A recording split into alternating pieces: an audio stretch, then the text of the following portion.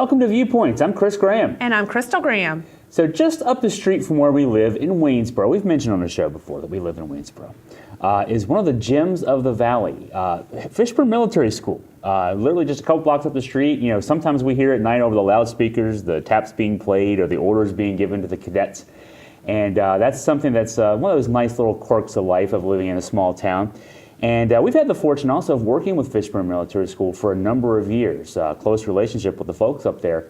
And so we're going to talk today, learn more about Fishburne Military School and, you know, how the education process there works and what they do to help young men along in their course of growing up and becoming young adults and productive young adults. And kind of a neat thing to be able to learn more about this. Well, it is, and it's always so nice to see the cadets in different capacities in the community as well. I know when I voted on election day, there were cadets out there helping, I think helping some of the older people and things like that be able to vote. And, you know, we happen to see them out running every once in a while or at the YMCA working out and that kind of thing. So they're definitely a part of the Waynesboro community. Oh, volunteering as well, as you mentioned, not just with the election day, but, you know, volunteering. I know there were some flooding issues a couple of years ago, and the young men were out there filling up sandbags and taking them around. Well, and personally, do you remember we had a tree come down in our front yard one time, and 3 cadets happened to be walking by, and they helped us move the tree from our neighbor's driveway so they could get out. So, you know, they're always there to lend a helping hand. That's right, that's right.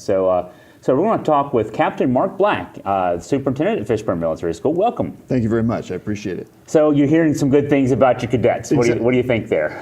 I'm not surprised. I mean, one of the things that we see is these individuals come here for a multitude of reasons, but when they get there, they really get brought into a mentality of service, in whatever capacity that might manifest itself in. Your cadets come from all over the country, all over the world.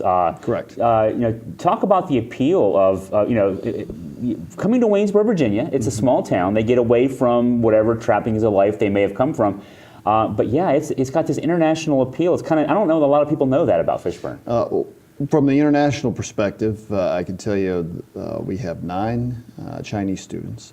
We have several students from Morocco, 1 from Egypt. So it's a wide array of people that come here. We have a couple Canadians. It's interesting, we have 1 ethnically Chinese student from France, which I didn't quite understand for some period of time. But a lot of people that are affiliated with the foreign service of their respective nations will end up coming to Fishburne. So it's a pretty interesting dialogue that occurs on the within the barracks, and it really enhances the educational aspect that they get exposed to at the school. Well, and there's also an effort to bring in students from this region as well as internationally, right, as day students? The interesting piece of that is not just for day students. As I study the alumni of Fishburne Military School, I was kind of surprised. I expected to see people from Northern Virginia and Richmond and the Hampton Roads area, but by and large, without much competition, there is a heavy number of people from the areas that I just mentioned. But by and large, the greatest number of people that have attended Fishburne Military School over the years is from the Waynesboro-Shenandoah Valley area.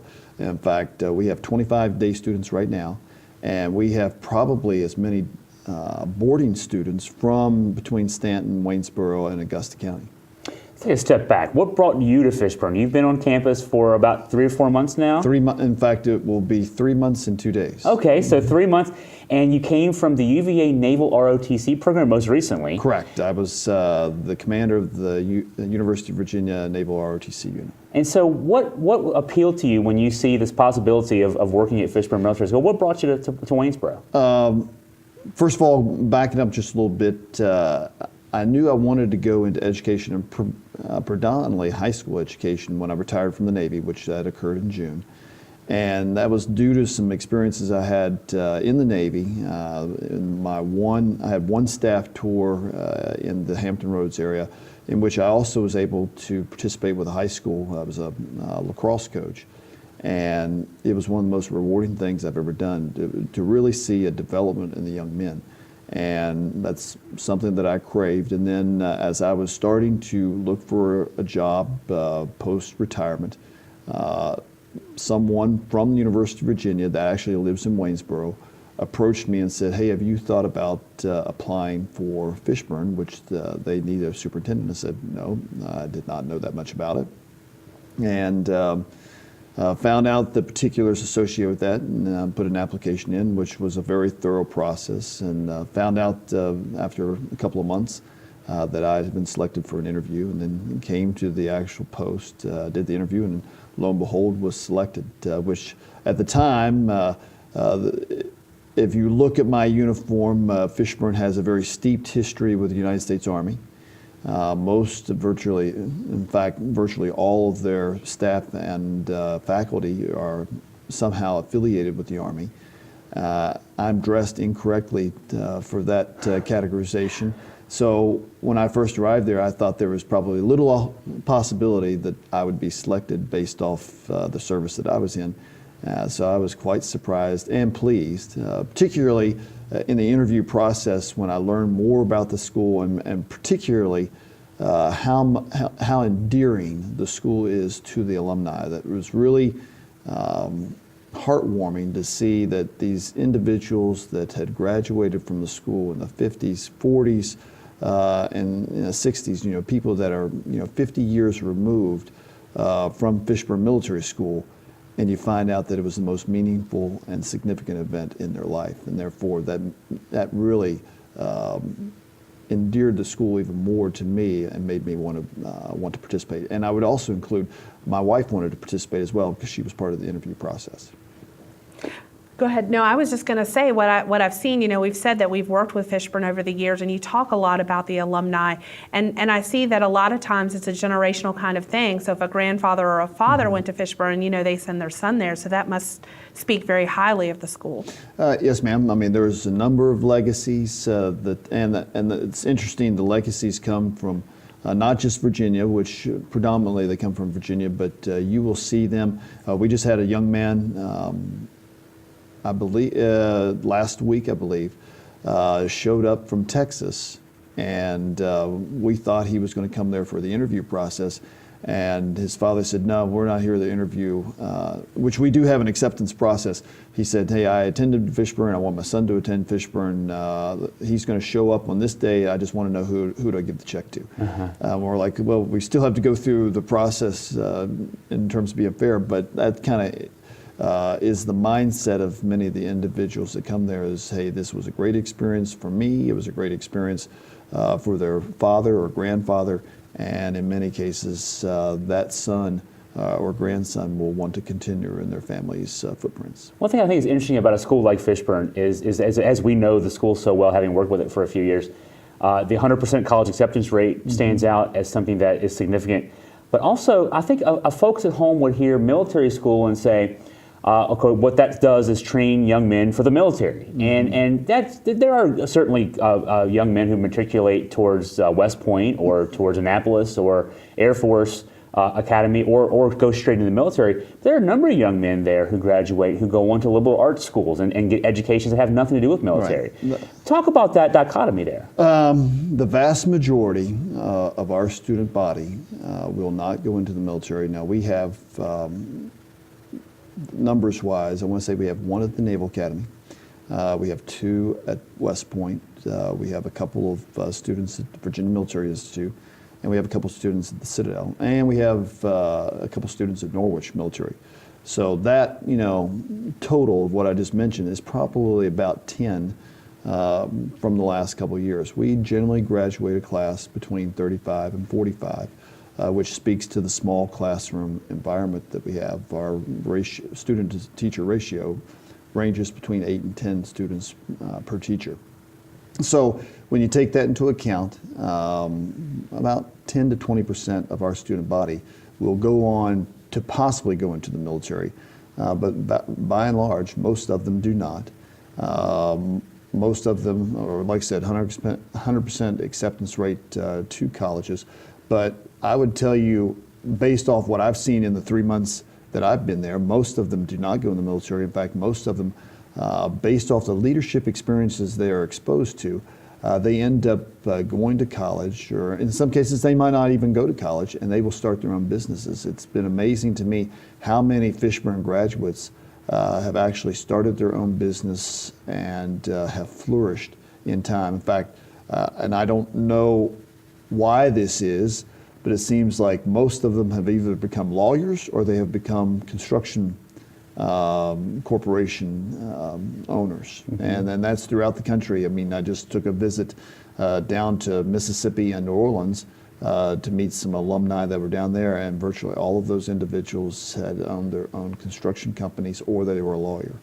Which kind of, I don't know the proclivity for that to occur, but for whatever reason, historically, that's what we produce. What is it about the education, do you think, that appeals to parents particularly to say, I want to send my young man there, even if he's not thinking about the military, but I want him to go there for 1 year, 4 years, whatever the case may be, and become a better young man as a result? Well, it comes from historical precedents. I mean, it's interesting when you take into account this country's history. At the end of World War II, there was, I want to say, 440 military schools throughout the nation. Today, that's down to 40.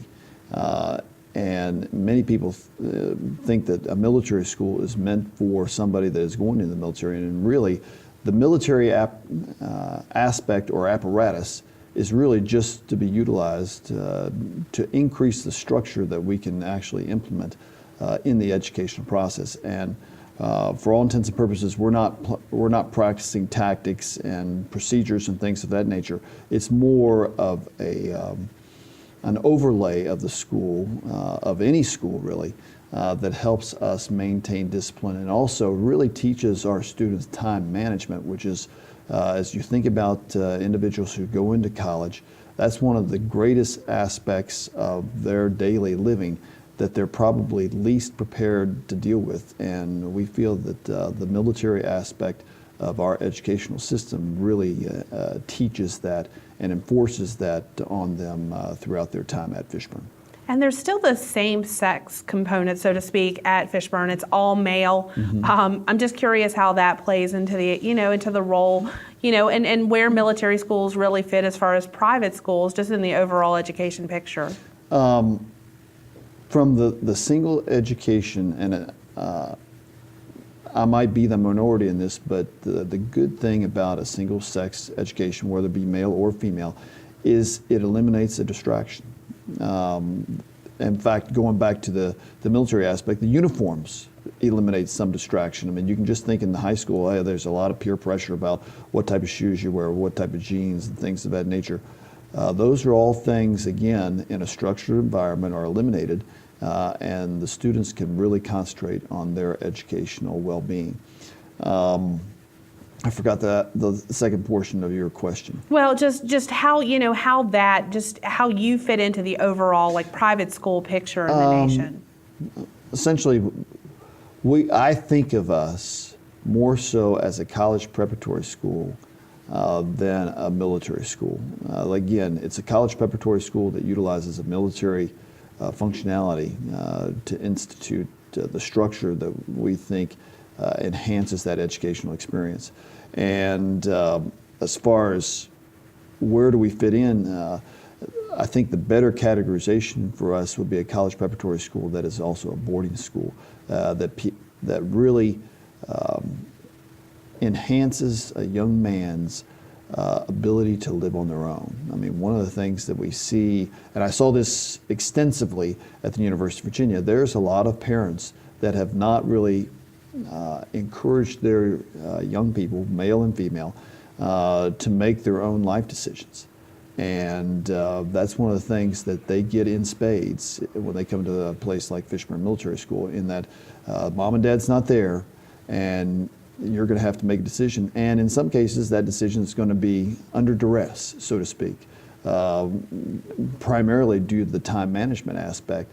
And we have found, particularly as I mentioned, many of our students will go on to open their own businesses, or at least that's my experience in working with alumni.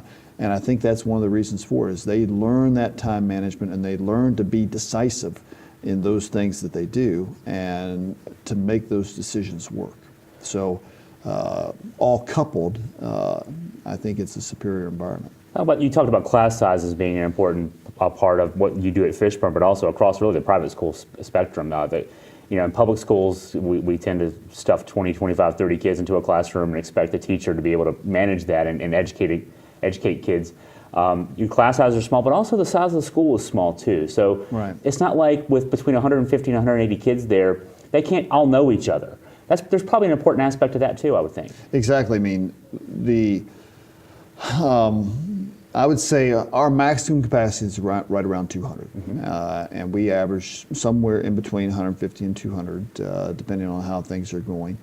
And virtually every student knows every student, and there's no secrets. Your friends know your weaknesses and your strengths, and it really builds a bond between these individuals, and it's heartwarming to see alumni, people that in many cases possibly have not seen each other in years, and within the course of 120 seconds, 2 minutes, they're having conversations, or it looks like they're picking up conversations that began 50 years ago. I just saw this firsthand of an alumnus that lives down in the Tampa Bay region, and I was accompanied by another alumnus that these two had not seen each other. They graduated. One graduated in 1960, one graduated in 1959, but the 1959 graduate spent an additional year there as a postgraduate, which we don't have that program anymore. So they knew each other very well. And so they have not seen each other, Math and Public, 56 years. And it was amazing to see within about the course of 2 minutes, they were talking about things that they have discussed when they were 18 years old, and that was pretty neat. I was going to talk with Crystal too about this when we talk about our work with Fishburne over the years. I've noticed something similar. Not only can those guys who knew each other 56 years ago talk about things that they hadn't talked about that long, but also it seems like because Fishburne has been around for so long, that the guys who maybe graduated in 1960 have a lot in common with guys who graduated in 1980 and 2000, because Fishburne is there, and there's so much similarity over the years.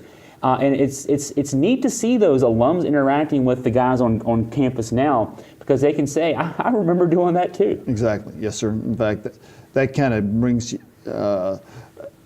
with the military structure, that has again provided a very suitable overlay to build a foundation that allows tradition to flourish at Fishburne.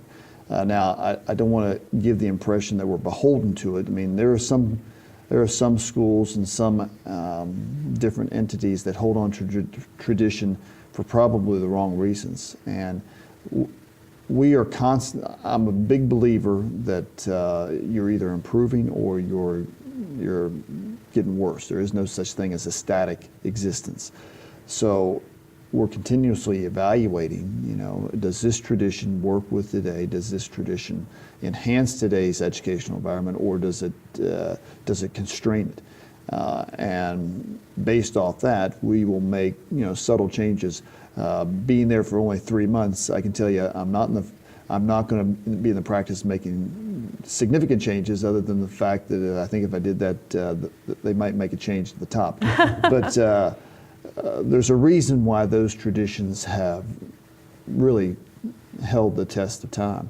And the school's been around for 139 years, and we expect to be here for another 139 years after this. Well, Chris and I bantered at the top a little bit about the community role and about how we see the cadets very involved in the community. And I'm curious, I know you've only been on the job a few months, but about what kind of, almost how Fishburne encourages the cadets to be involved in the Waynesboro community and beyond. One of the biggest things that frankly amazed me, again, we use the military for our structure, but it's still a military school and things of that nature. It amazed me to find out the strongest and most robust, without any question, club at Fishburne Military School is the Key Club, a service-related club. In fact, and I'm going to get the terminology incorrect here, so please forgive me of that. But they operate within a region. I want to say it's the Stonewall Jackson region of Virginia in terms of the key clubs and congregation of the schools, and the presiding student officer of that region in the key club apparatus for both public. In fact, I don't even know if many other private schools have a key club. So it's predominantly public schools. But the leader of that organization at the regional level within Virginia for the last 6 years has been a Fishburne cadet. In fact, to the point now, our president of our club is, I guess, the lieutenant governor. I think that's the actual term that they utilize. He was unopposed. They just said, well, go ahead and give it to the person whoever's running the Fishburne Club, because they are that efficient at the leadership associated with that assignment. So it's really inoculated into them, particularly if a cadet spends 2 years at Fishburne, they are going to be really driven by that mentality from that point forward. Talk about your personal background a little bit too. We got about 5 minutes to go in the show. 1986 graduate of VMI. That's correct. And you played football there. Yes, sir. So I have been able to do VMI football on the radio the past couple of seasons and get to see. I love that environment too. And there's a lot of VMI ties, it feels like, between Fishburne as well. There's a good bit of overlap there. Fighter jets. You went to training school and you not only flew fighter jets, but you eventually commanded a squadron, correct, in Afghanistan? Not in Afghanistan, in Iraq. In Iraq. I'm sorry. Right. I'm sorry. So talk about what led you to, as a young man yourself, thinking, I want to get up there and I want to fly in the skies like that. I'm embarrassed to say, unlike many of my counterparts, where the only thing they ever thought about doing in life was flying, that was not me. I think the Lord just blessed me in that aspect. And while I was at Virginia Military Institute, I was exposed to that, and I'm like, okay, this looks like it would be a pretty good idea. And frankly, my mentality was I was going to go in, get my wings, do my service, spend 5 years in the Navy, and then I was going to get out. That was my game plan. I had didn't have a whole lot of aspiration for a military career, but once I completed the training command and got qualified initially in F-14s, and that was predominantly the aircraft that I flew the most, F-14 Tomcats. Went to my first squadron and absolutely loved it. I mean, it was just, and I hit the squadron at a perfect time, right as we were going into some pretty heavy training evolutions. And it was just, the first year in the squadron was, breakneck speed the entire time, and just really loved it. And from there, just decided, okay, every time I had the point of making a decision is, okay, if they give me something I like, I'll stay. If they don't give me something I like, then I'll get out. And I was very fortunate in that every time I had the opportunity to do something, they let me do what I wanted to do. And like I said, I attribute most of that to the Lord just blessed me. And as far as the command pieces, I think it's important to realize there are a lot of better guys than me who could have had command, because I commanded a squadron, an F-14 squadron, and commanded an F-18 wing. But I think it's a testament to how good the people are that worked for me, vice any merit that I had. So again, I feel very fortunate to have had those opportunities. What do you bring from that experience to what you're doing now? Well, it's funny. I used to tell my midshipmen this at UVA, and I'm kind of have the same mindset with these individuals. So my grandmother taught me a lot of lessons, and one of the things that she told me is you learn through two mechanisms: experience and judgment. And experience is gained by practicing poor judgment. I've made lots of mistakes, so I've got lots of experience. My goal is to elevate, to basically convey my experiences, my mistakes, to my cadets at Fishburne, to elevate their judgment so they don't repeat the same mistakes that I did. We're just over a minute left, but I'm just curious of your impressions of Waynesboro so far. You and your wife are here and part of the community now. Yes, ma'am. It's funny. I've never lived here. In fact, I had never set a foot within the city limits. But I grew up in West Virginia. My family still lives there or in that vicinity. Was in the station for a number of years in Hampton Roads and traveled back and forth, and it's hilarious. I've passed. There's an exit 96, I believe, right where the Seventh Adventist Church is. I've always passed by there and thought, you know, this would be an awesome place to live. And I'm happy to report the place that we have actually moved into on Friday is about a quarter mile from that location. So it's kind of funny. Great. Well, I want to thank Captain Black for being with us here on the show. More information on Fishburne at fishburne.org. Crystal, we learned a lot today. We did learn a lot, and of course, I'm very much enjoyed getting to meet you Yes, today. ma'am. Thank and you. welcome to Waynesboro and to the bigger Shenandoah Valley community as a whole. Well, for Crystal Graham, I'm Chris Graham. Thank you for joining us on Viewpoints. Have a great week, everybody. Good night.